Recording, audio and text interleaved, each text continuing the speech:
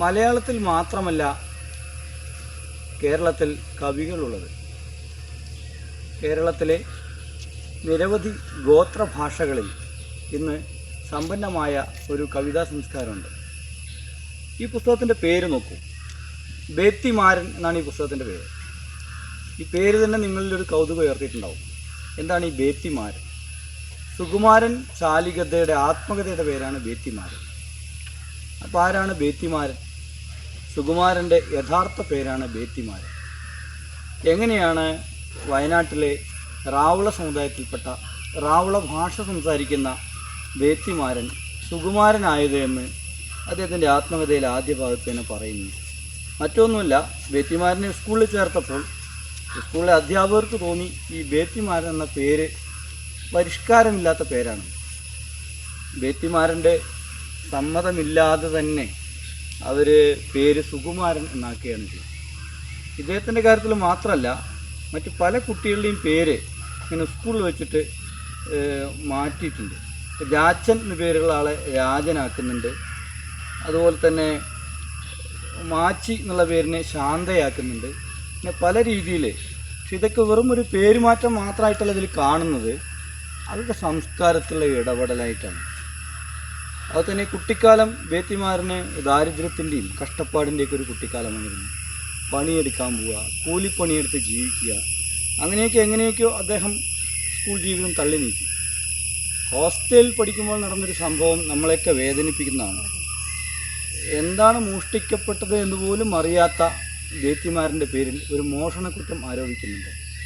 അദ്ദേഹത്തിന് കള്ളൻ എന്നൊരു പേര് പഠനകാലത്ത് തന്നെ ലഭിക്കുന്നു.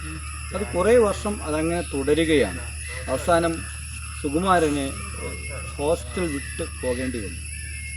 പിന്നീട് 10ാം ക്ലാസ്സൊക്കെ പഠിച്ചതൊക്കെ പണിയെടുത്തിട്ട് കുടകിലേക്ക് പണിക്ക് പോകുന്ന അവിടുത്തെ തൊഴിലാളികൾ, ആദിവാസികൾ, അവരെക്കുറിച്ചൊക്കെ ഇതിൽ പറയുന്നുണ്ട്.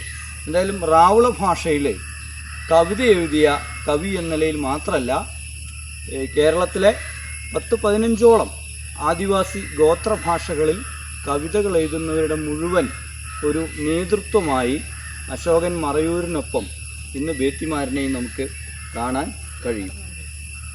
അതുപോലെ തന്നെ അവർ ഭക്ഷണ രീതിയെക്കുറിച്ച് പറയുന്നുണ്ട്. നമ്മുടെ പരിഷ്കൃത സമൂഹത്തിൻ്റെ വിചാരം നമ്മൾ കഴിക്കുന്ന ഭക്ഷണമൊക്കെ അവരെ ശീലിപ്പിച്ചു കഴിഞ്ഞാൽ അതാണ് പുരോഗതി എന്നാണ് നമ്മുടെയൊക്കെ തെറ്റിദ്ധാരണ. പക്ഷേ റാവുള സമുദായക്കാർ അവർക്ക് കാടുമായി ബന്ധപ്പെട്ട് അവർ തയ്യാറാക്കുന്ന ഒരുപാട് വിഭവങ്ങളുണ്ട് പ്രകൃതിയിൽ നിന്ന് കിട്ടുന്നത്. അതാണ് അവർ നല്ല ഭക്ഷണമായിട്ട് കരുതുന്നത്. പക്ഷേ അതെല്ലാം തന്നെ ഇപ്പോൾ നഷ്ടപ്പെടുന്നു എന്നുള്ള പ്രശ്നമുണ്ട്. അപ്പോൾ അതിൽ മുളങ്കൂമ്പും നെവേഞ്ചിയും തന്ന രുചിയെക്കുറിച്ച് പറയുന്നുണ്ട്. നെവേഞ്ചി എന്ന് പറഞ്ഞാൽ ഈ കക്ക, കല്ലുമ്മക്കായ എന്നൊക്കെ പോലുള്ളൊരു ജീവിയാണ്. അപ്പോൾ അത് എല്ലാവരും കൂടി ചേർന്ന് അച്ഛനും അമ്മയും മക്കളൊക്കെ കൂടിയാണ് അത് പെറുക്കാൻ പോവുക. അങ്ങനെ നെവേഞ്ചി പ്രിപ്പയർ ചെയ്യുന്ന രീതി, എങ്ങനെ തയ്യാറാക്കുക എന്നുള്ളതിൻ്റെയൊക്കെ പാചക വിധിയൊക്കെ ഇതിൽ പറയുന്നുണ്ട്. അതുപോലെ തന്നെ റാവുള സമുദായത്തിൻ്റെ ഭാഷയായ റാവുള ഭാഷയിൽ എഴുതിയ ചില കവിതകൾ ഇതിൽ കൊടുത്തിട്ടുണ്ട്.